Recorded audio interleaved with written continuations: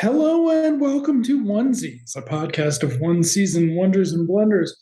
My name's Andrew. My name's Emily. We are still watching Dracula the series because Emily picked it. Yes, it's my fault.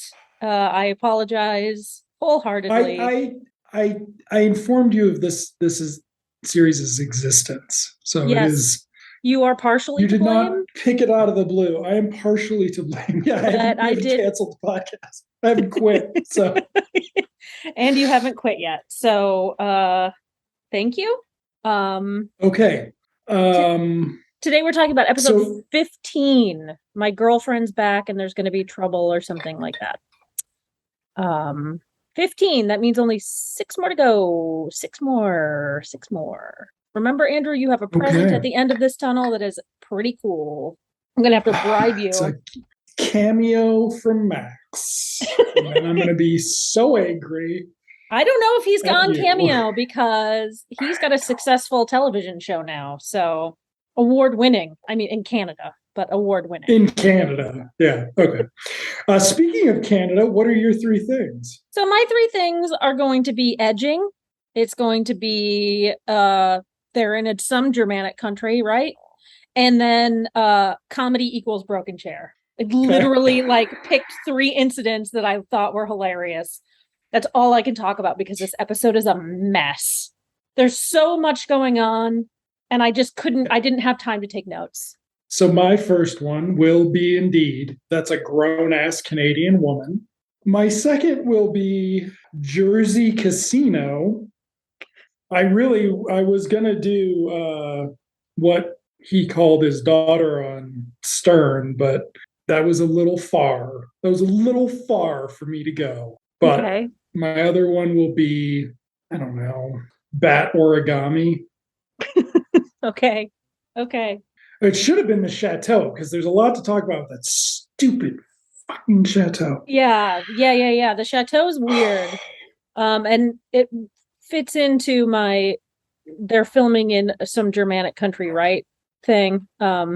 Because there are for the first time ever. There's several references to, again, them being of Germanic people. But we start the episode in a very weird way, and this is part of my first point with Lucard's. You'll have to answer my question here. He's standing outside of a blood bank. Yep. Okay. And edging, I guess? Is this how vampires edge? They just watch people give blood? It was really weird. He wasn't quite licking his lips, but you could tell he had a boner under his chinos, it was really weird. Really weird. And it has nothing to do with the episode. It's just a cold open where, and it also makes no sense. I get, maybe we'll get to it, but this show has, despite now being a serial, right? We've continued this same story the last 3 episodes, even though Sophie is entirely recovered at this point. Yeah. And has no discussion of being a vampire for 2 episodes. And we're not talking about Vincent, the deadbeat, the last pervo 20-something Canadian who was after a teenager on the show. But what is going on in this town? Is Dracula, is Lucard, who's never called Dracula, he could have, there's a scene where Gustav could be like, well, he's fucking Dracula. Yeah. But then instead he's like, it's hard to explain who he is. And it's like, no, it's not. It's literally the easiest thing. Easiest thing in the world. It's what your show's called, man. Okay. Yeah. But so Dracula's edging outside the blood bank, and some guy comes up and is like, hey, I'm part of the Citizens Patrol. There have been alarming attacks in our neighborhood. There would be alarming attacks in town all the time. Does Lucard feed in other towns? We don't know that because they don't want to talk about the town they're in because they're low budget and trashy. It's just cartoon logic in live action. The town that they filmed in refused to let them use their name. So they didn't have any permits for this. What are you talking about? This was pre-you. So my favorite part of this is the guy's like, we're going to catch this killer and we're going to beat him up and blah, blah, blah. And Lucard's like, oh, well, I need to get back to my hotel or whatever he says. I don't even remember. Can you walk me there? They take 4 steps. They're still outside the fucking blood bank, just on the side of the building where it's dark. And he lifts him up and eats him. And it's like, can nobody hear this guy screaming? We just saw 30 people outside the blood bank. Nobody can hear this? This is insane. Doesn't Luxembourg have a social safety net? Like, I don't feel like people in Luxembourg sell their blood as much as people in the US have to. Well, no, but they're also caring and giving people. So maybe they're not selling it. They're just donating it because there's a tragedy. I don't know. The tragedy is this show. Okay, and then the guy's like, yeah, it's my motto to show no mercy. Yeah. Dracula's like, that's my motto too. Waka waka. And he fangs out, lifts the guy up, which I love. I always love that. Like, very obviously Yeah, they pulled really up by a leaned crane. into Yeah. They really leaned into that this episode. Okay, and then I think it's credits. And then it's credits. And then here we go. It's Max and Sophie hanging out at home. Sophie's pissed off because Alexa, the girlfriend from back home, is there. And we discover that she is rich and she takes Chris to the pony games. And I'm like, what the fuck are they talking about? Me too. The Phillies. They're going to the Phillies, to the Philadelphia Phillies ponies. Sophie has been ignoring Chris, both of them, this entire, because what's his face is wearing a jersey. Max is wearing a jersey for some of the episode. So presumably Sophie has been completely ignoring them the entire time. And it doesn't make sense because she's got a crush on Chris, right? Or she's in love with Chris, like 15-year-olds are in love with each other. And she's not like leaning into his interests, right? Like it's so unrealistic. It's so unrealistic. Like if you were a teenage girl wanting to put the moves on a boy, you would be finding out about their interests, learning about them, asking them questions. That's just how you do it. You don't act like a fucking dummy or like you're too good. Neither of them are interested in either of their interests, and they remind each other how little they're interested in each other's interests throughout this whole show as part of their flirting, apparently. Gustav comes in with the schnitzel.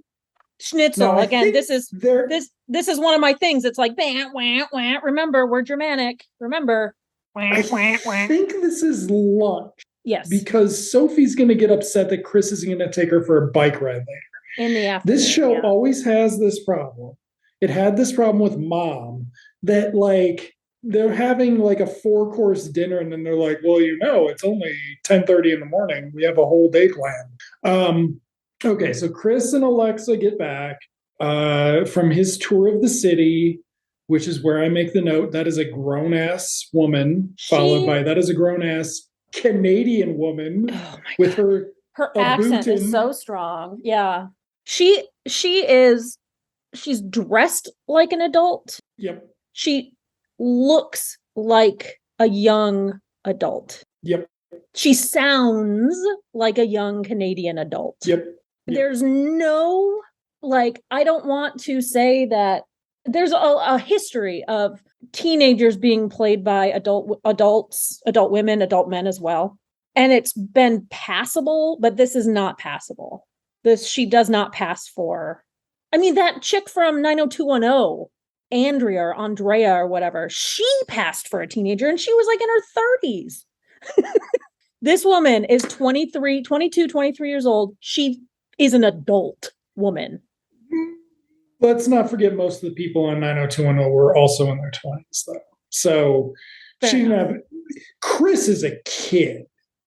Sophie is a kid. Yeah. When they're going to talk about how she has moved to Europe with her dad. Yeah. To go to school. Yeah, to fucking college. She's going to college and she has a little 15-year-old boyfriend. Like, they're all showing off in their class. And she's like, well, I'm dating Chris. He's wonderful. He turned 16 in 11 and a half months. So to be fair, for the storyline, she could just be going to a private school in Switzerland. Like, rich people send their kids to private schools in Switzerland. And that could very well be. But, okay. But Okay, take all of your pedophilia stuff aside. I'm not ashamed. I'm not ashamed to say that I'm often taken by a pretty face. She is so beautiful. She is so stunning. If I were Sophie, I would be like, I'm out. Like, I'm out. I'm done. That is what Sophie will do. That which means we will have to deal with this shit next episode again, probably. Okay. We get a thing about how Chris has been telling her about the history of the town, which surprises everyone. Yeah. And then he reveals that he's just been making it up. So now Sophie is in the background. I wish that had somehow come back to where, like, it seems like something in Doctor Who where, like, somebody would be, like, full of fake facts and then run around trying to fix stuff with the doctor and then, like, have all of these fake facts that they're feeding to the doctor. Like, I think that would be really funny if it came back. But it doesn't. Dracula's series is so bad it makes Chris Chibnall look like a fucking, I don't know, Aaron Sorkin or something. David Simon, no, yeah, it's hard to find a good AAA TV person right now, but yeah, whatever. Man, I guess I should be thinking of women, but are there any female showrunners on anything else? What? We're off track already, Emily. Stop. Abbott Elementary. Oh, yes. Oh, and Shonda, the whole Shondaverse. Sorry, I'm trying to think of. I've not Dracula seen this series as a workplace comedy. I can't stop. I can't stop. I'm having a heart attack. Yeah, Abbott Elementary is better than this. Okay, I've not seen it. That's very good. Anyway, just the thought of comparing the two. Could we get her on the podcast to talk about it? That'd be awesome. She was on Party Down. Okay, so Chris and Sophie talk. This is where we find out they're going to go for a bike ride. Mm-hmm. He tells Sophie that they are just friends and that there's nothing to be worried about, even though we don't get any more love talk this episode. Yeah. We just get they've been trying to date for a while and it never goes right. And it's like, how did it go wrong considering all the time you spent together the first 12 episodes? Yeah. Okay. He's going to take her sightseeing. Oh, this is where your chair is. Yeah. So Sophie, like a girl does, walks off in a huff, and Chris sits down in some chair that just crumbles underneath him. This was a great comedy moment in the midst of shit. And Gustav walks by and says, "Oh, I should get that fixed." I thought it was fucking hilarious. In the midst of just garbage, melodramatic, like bad Canadian melodrama. It was so funny. I wish they had, like, done something with it. Oh, well, whatever. Another thing that they could have done differently and better. So then we cut to Lucard Industries. Now, this is an establishing shot of Lucard Industries through the town. And we also see that there is a guard outside of Lucard Industries, which I found incredibly amusing, given that for a while, Max just went in whenever he wanted. Yeah. They still go into the castle whenever they want. Yeah. But then we cut to Dracula in his office, and he's playing with bat origami, which is something. And he's been waiting for a meeting. And he's like, tells his receptionist, who we've never met, but I feel like should be a recurring character, that he's out. Keep the guy waiting if he ever gets here, just to screw with him, but I'm done waiting for this prick. In comes the prick. Yeah. And his name is Ted Singleton. He's all blustery, businessman, rude American. Can I call you Al? Oh my God. Oh, I hate him. Another character that needs to die. So he throws down a proposal and he says, "I'll be back in the morning to collect this with your signature. You don't have a choice. You have to sign this. You have to agree to my terms." And Lucard is confused. Yeah. So now we cut to the chateau that we have never seen before because the filming permits did not come through until now. But it is a chateau in the middle of town that everybody goes to, apparently. Chris and Alexa are talking about Sophie a little, and Chris says he likes her a lot. But then Alexa says, I'll never forget the day we broke up. You told me if I ever needed you, you'd be there for me. And now I'm going to school near here in, I wrote down Lausanne, but I don't think that's what it was. Lausanne. Lausanne. Lausanne, Switzerland. Is that where they teach the pedophile women? No, interestingly, that is where Mary Shelley wrote Frankenstein. Hi, everybody. This is Emily popping in to correct myself. Geneva, Switzerland is where Mary Shelley wrote Frankenstein. Honest mistake. Both on Lake Geneva. You know, it could happen to anyone. Anyway, back to the podcast. Cool. Yeah. Oh, she was not very old when when Shelley went after her. Okay, so anyway, I mean, continuing the theme. But this is all pre-EU. I assume the EU has "don't be pervs" written into their constitution somewhere alongside you need to have USB-C. Hopefully. So Alexa wants to try again. And she's like, Chris is like, well, I like you a lot. And he's like, we're just really great friends. And she's like, well, yeah, but they're friends. And then there are friends. Am I right? And it's just like, you're 24 years old. But she's playing a teenager. They don't in your life that you are a 24-year-old Canadian woman and you were like, yes, I want to make love to I want to come on to this kid stronger than Groucho comes on to Margaret Dumas. I just want to, oh, yes, this little 15-year-old. Oh, he's so hot. She will have a monologue about how hot he is. Yeah. In a bit. Later. But they're interrupted by Max and Sophie seeing them from below, which requires a shot of Max and Sophie on the street, and then a shot up to the chateau, and then a shot out from inside the chateau. Alan Eastman, eat your heart out. Like, yeah. Who is the director of this one? I don't know. Martin Scorsese. Like Jeff Woolnough. Canadian Academy Award winner, no doubt. Okay. He directed Battlestar Galactica, the new one. The new one or the old one? The 2004. Well directed. That would be why he did. And Vikings. 3 shots, and they were. Which I've seen. I didn't watch it. Which I've seen one episode of. It's like, well, whatever. Don't need to get off track. Okay. And not yet. We'll get off track with something else. We will indeed in a bit. So Max is trying to console Sophie a little, but not.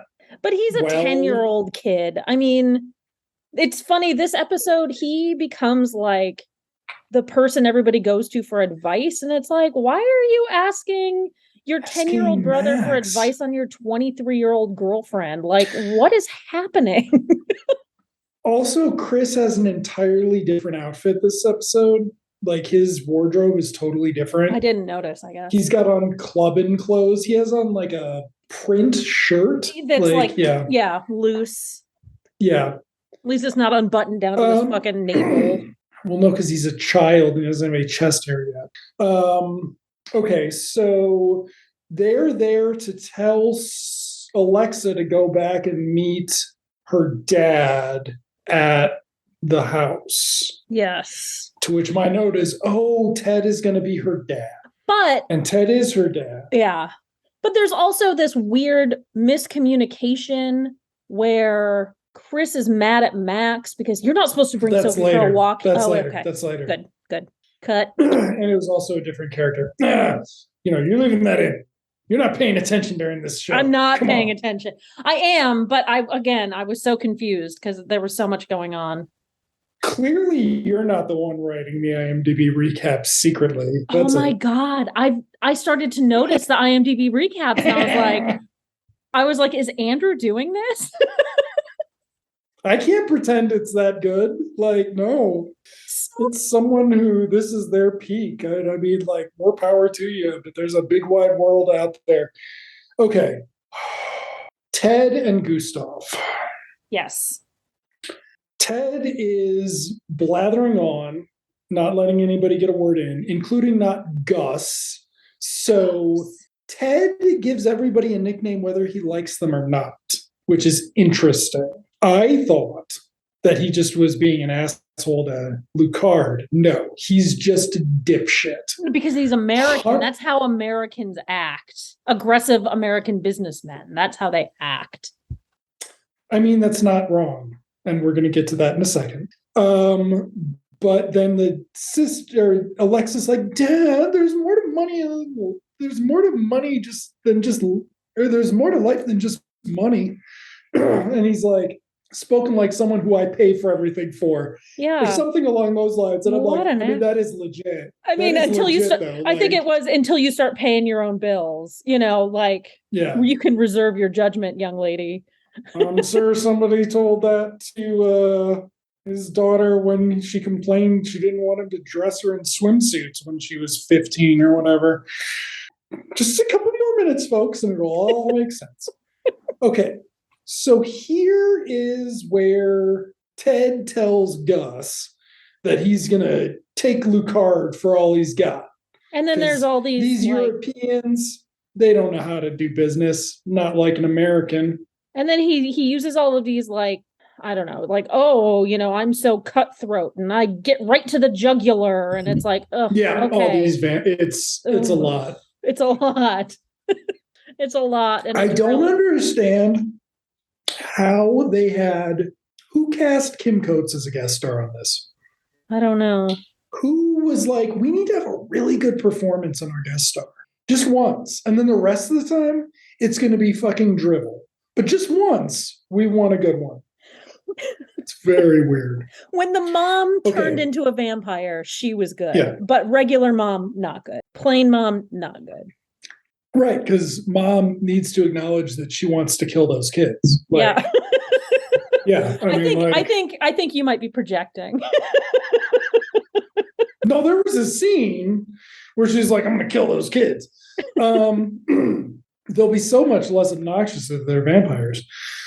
Now, Chris whines to Max. I only have, and I take long notes on this show because it's so good. I did not take very many notes because this scene was pointless and long. It's Chris whining to Max that the ladies just want him too bad. And what can he do?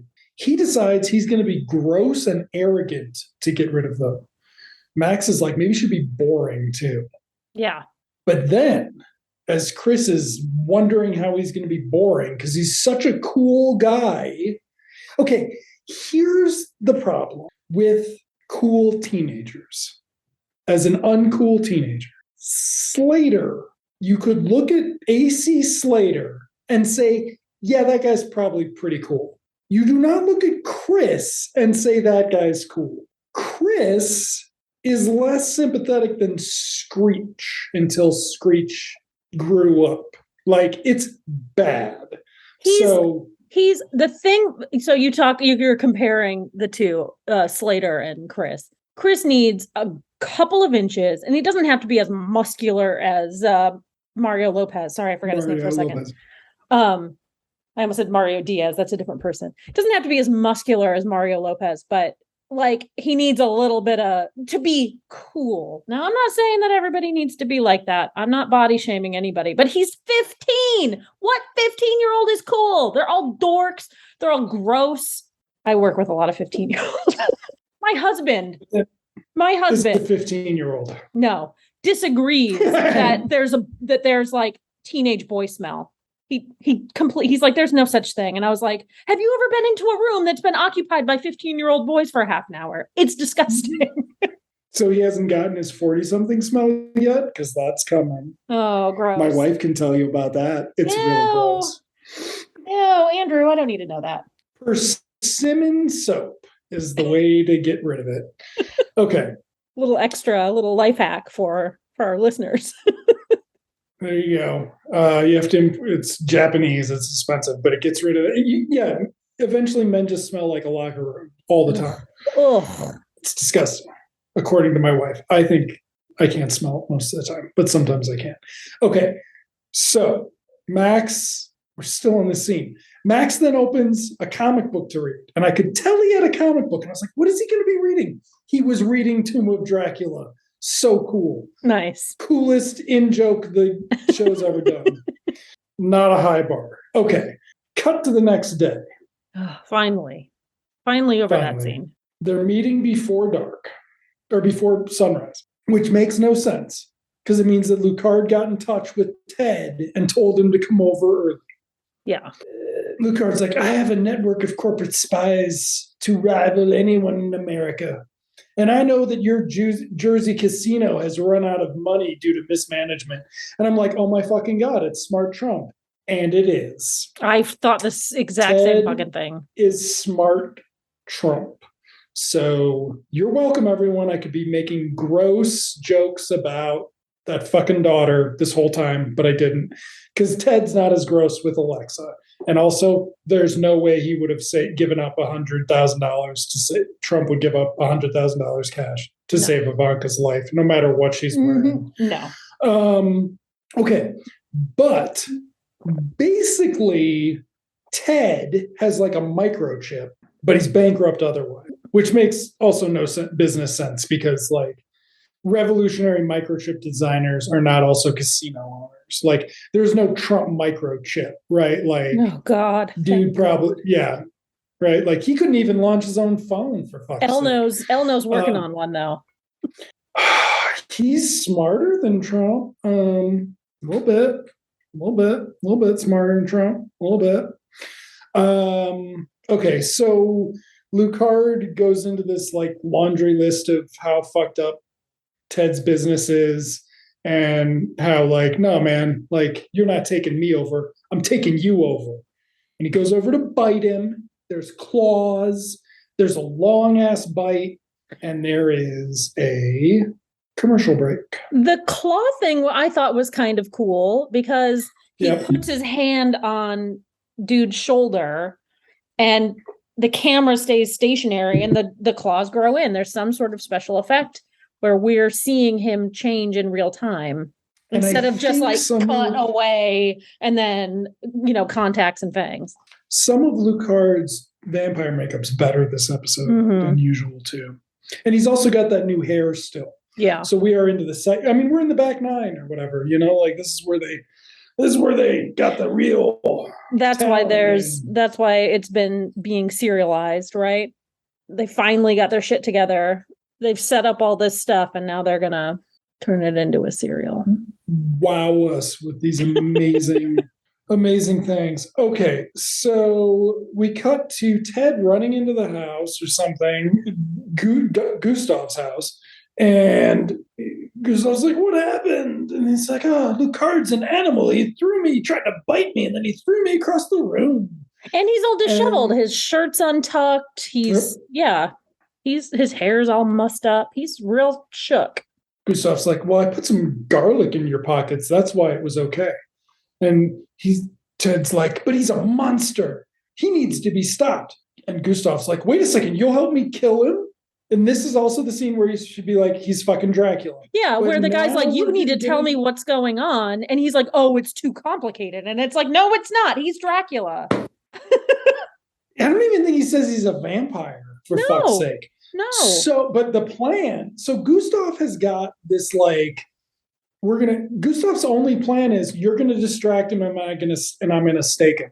Yeah. That's Gustav's plan from jump. That's the only plan he's got. Yep. Has it ever worked? Nope. Spoiler alert. It won't work here either.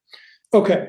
But first we have to cut to the barn where Sophie and Alexa are talking. Is this where Alexa talks about how fucking great Chris is a little bit? I don't think so. I think aren't they watching Chris fix? Yeah. Aren't they watching Chris fix the chair that he broke with his booty? Yes. So Chris is fixing the chair, and Max is there, and Chris has decided he wants to devote his whole life to furniture.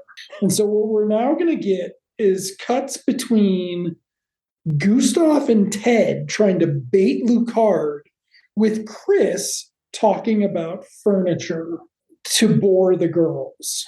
to the point that they both walk out and tell him that he's boring. Sophie at one point tells him to stop talking about furniture, which is kind of funny. I thought that was kind of funny. I also love Max in this role of like anti-wingman, where he's like, oh Jesus, not this again. Like rolling his eyes and sighing deeply. Which he doesn't need to be doing because the girls are already annoyed that he's being so boring. Yeah, this Max has been doing better lately, I would say, just because he's stopped being the lead of the episode, so they've reduced him having 27-year-old girlfriends and they just have made it more appropriate, 23 to 15. Okay, so Alexa follows Sophie out and asks Sophie for lady help. Yeah. See, Alexa's parents are divorced, and so they're moving over here, and Chris and Alexa decided to get back together yesterday, but Chris is weird today. Does he have another girlfriend here that he's serious about? I'm a 23-year-old woman asking a 15-year-old about our shared love interest. Again, and Sophie's like, no. She's playing a teenage girl. Doesn't I'm just reminding the listener. Looks like I'm reminding the listener. A pervo high school teacher is asking the girl in her class to help her hook up with the boy in the girl student to help her hook up with a boy student. So Sophie's like, no, he doesn't have a girlfriend as far as I know. And she seems disappointed, and there's an emotional element to it where she's being mature and answering the question. Yep. But she's sad and surprised that they got back together, even though that was never really established. Right, because we saw that scene, and Chris just basically has not told her that he's not interested. He's not told Alexa he's not interested. Okay, so it's also unclear why Chris would have ever broken up with Alexa. Yeah. But that's another thing. Because he's like, man, you're 23. This is fucking weird. Like, we can't go to the same movies. Okay. So then we get Gustav and Ted's plan. Here it is. The big plan is Ted's going to throw holy water on Dracula, and Gustav's going to run out and stake him. Again, this is a time when a crossbow would come in real handy. They had crossbows at one point. I feel like they did. Yeah. Okay. So then we cut to the chateau at night. Chris is walking around. Sophie comes out and is like, you left a note on my pillow to meet you here. What's going on? And Chris is like, Sophie, I've got a lot of things I've got to say to you. And enter Max and Alexa. Max was supposed to take Sophie anywhere but the chateau. Alexa. Didn't I say that? You said Sophie. So Max was supposed to take Alexa anywhere but the chateau. This was the mistake that I had made in the previous scene. And is mad that now he's trying to talk to Sophie without Alexa there, even though isn't Alexa staying with her dad at some point? Like, can't that she just go back to her hotel or whatever and not be with the girl all the time? Gustav put garlic in old boy's pockets? Are they staying with Gustav? Maybe. But they never established that. But this girl is just the house guest that won't leave. And so they have to keep her occupied so they can have private time because Chris likes Sophie. And he wants to tell her, but he can't because there they come, walking down the street. Chris calls Max a low-grade defective, which is probably problematic, but I thought it was a pretty good zinger for 1990. But then they notice Alexa's dad's on the other side of the chateau. They notice Lucard. They don't know who the other man is right away. Okay. They notice Lucard and they're like, oh, that poor man who's with him. We should go save him. And then it's not until the guy starts talking that they realize that it's Alexa's dad. It was very strange. I was like, why doesn't she recognize her father? Like, even in relative darkness, there's enough light that you can recognize her father. She asks why. They're like, we should go get Uncle Gustav. And then Alexa's like, why is he so dangerous? The answer is, believe me, he just is. Yeah. We're not telling people he's a Again. fucking vampire anymore. It seems like the more people you tell, the more likely you can run him out of town. I don't know. Well, he owns the police, don't forget. All right. Okay. So Lucard and Ted are doing a swap, money for the microchip. Right. But then they're interrupted by Alexa running across, going, Daddy! So Gustav runs out with the stake, gets thrown, hits his head. I wanted him to be dead so bad. He's fucking fine. I don't know. Doesn't matter. I don't know how he's fine. I've seen enough true crime to know that, you know, you can kill somebody and say that they hit their head on a rock, the only rock in this field, by the way. You can push somebody down a staircase and say that she hit her head on a stair and be like, yeah. Or it was an owl, you know? Yeah. Okay. So yeah, he hits his head on a rock, and so he's out of commission for the next couple minutes while for the scene, right? yeah, while it gets resolved. It's almost like you've not seen the First Doctor, right? The first any of the episodes with the First Doctor on Doctor Who, the old ones. No. Okay. He in his last few episodes, I think the last serial, he's really, really sick. And so essentially he's out of commission for most of the episode. And it's because the actor was actually really sick. So it made me think of that. It was like, is this guy okay? Because this happens to him a lot, where he just gets distracted, gets knocked out, gets put spends an entire episode crawling across a floor. Yeah. Or gets put in a fucking dungeon. Oh yeah. He's been in the dungeon at least twice. Yeah. Maybe 3 times. We really should have been keeping track. When you rewatch this to write a definitive episode guide, you can keep track. Okay. Yeah. So Dad is trying. So Lucard grabs Alexa. Dad is trying to take the money. Right. And the chip. Yeah. Lucard's like, dude, give me the chip. And Dad's like, oh, okay.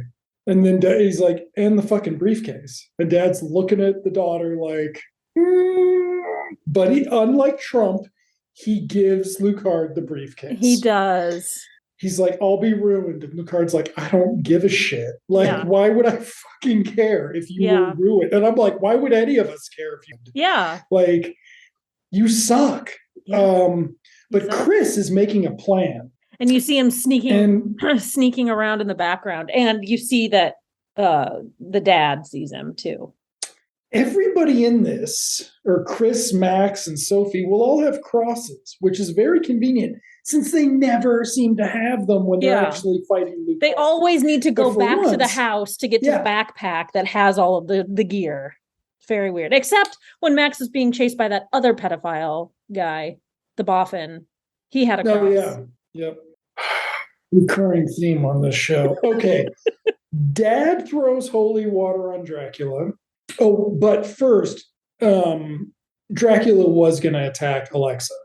What? Yeah. So the Dracula wrestles with the dad, and the holy water actually falls on the ground, and Chris picks it up later. Oh, wow. Dad's useless. Yeah, Dad is completely so Chris useless. saves the day.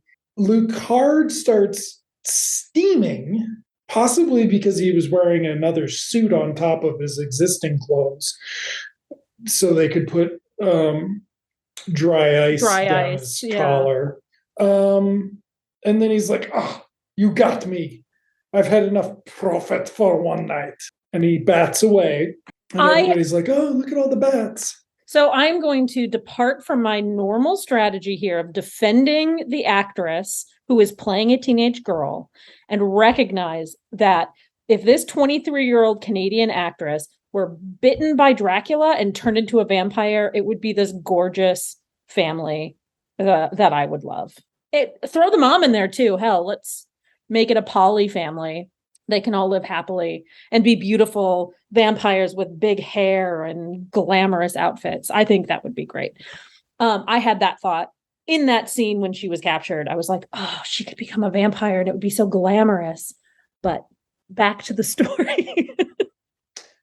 And she does not. No. I thought she was going to be a damsel the whole thing because I didn't think dad was going to be part of the thing. Okay, so they check out. So Sophie's sad seeing Alexa hug Chris. She's like, I can't wait till I'm 23 and I can find a 15-year-old boy to manipulate. Yeah.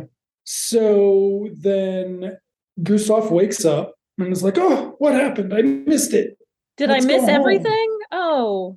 And they don't take him to a hospital. He just bashed his head on a rock and passed out for 2 minutes. Take him to the hospital. Jesus Christ. And there's no blood. There's also no blood. So then Sophie and Chris have their moment. But Sophie interrupts Chris as he is about to tell her that she is his choice to say, Alexa, talk to me, and I want you two to be together. She doesn't exactly say that, but like it's Chris also like never says. Yeah. It's like, I'm okay with your decision to get back together with her. I'm going to be the mature person here, which is totally not a 15-year-old reaction to this situation, nor should it be. What about when she says it's like the end of Casablanca? That's true. Which I'm like, I'm sorry. I'm trying to figure out which one of you watched Casablanca. My other note is so much music, so much bad music this episode. Yeah, so much bad. Didn't you say that a young actress came to your workplace and talked to you about movies once? Fellini movies? Yes. Yes. So maybe she did. Maybe she did watch Casablanca. I saw it when I was a teenager. She pronounced it right. She pronounced it right. And this young actress did not pronounce it right. Where are the Fellini movies? Oh. I don't know. I don't know if you want to cut this part, but I wonder if that's what cost her the audition with Woody. Moving on. Who else is going to have you watch Fellini? Good point. Yeah. Good point. I'm trying to imagine what. I wonder what movie it was, though.